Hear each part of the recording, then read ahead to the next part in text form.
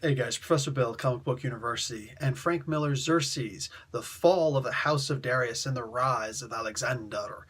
Yeah, that's a heck of a freaking title. And they're very specific. Like, they really want you to make sure that you understand exactly when this time period. They couldn't just give you a date. You know what I'm saying? Like a series of dates or something like that. I mean, that's all that history is, like, right? According to public school system, it's just a series of wars. What happened in this year? This war was fought. Did anything else happen? Nah, just wars. That's all we've ever had.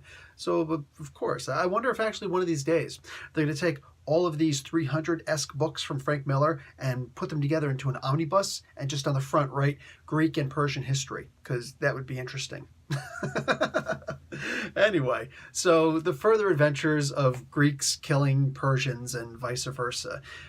This is good. It's exactly what you think it's going to be. You know what I'm saying? It's not going to teach you much of anything. It's not going to give you much more than just a bunch of violence. It's not even like that good in the sense of, unique forms of violence. Like there's the commander who keeps on taking off his helmet.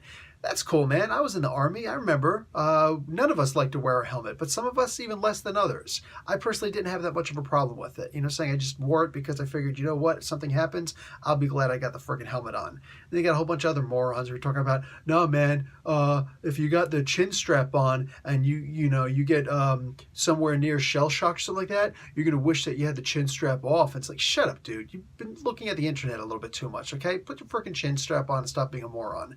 But so for me, like that was probably my favorite part of this. The commander who doesn't want to keep his helmet on.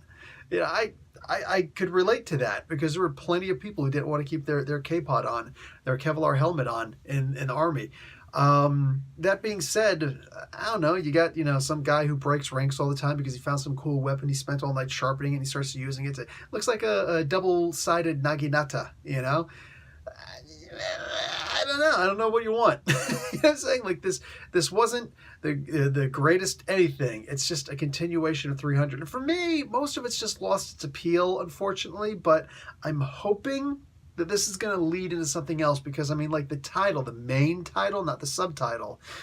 The main title is Xerxes. I am a merciful god. I want to see his actual rise to power. I've seen some of it. You know what I'm saying? I want to actually see a book where we just get to check all that stuff out, not just his father, falling. But also the rise of Alexander. That sounds interesting. I would like to see what Frank Miller's going to do with the story of Alexander. Anyway, I look forward to all of this eventually becoming a movie that Zack Snyder will do. And it can redeem him from all the naysayers of the BVS especially and the other parts of the DC cinematic universe.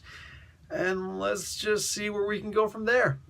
In the meantime, guys, Professor Bill, Comic Book University, no grade. Class dismissed.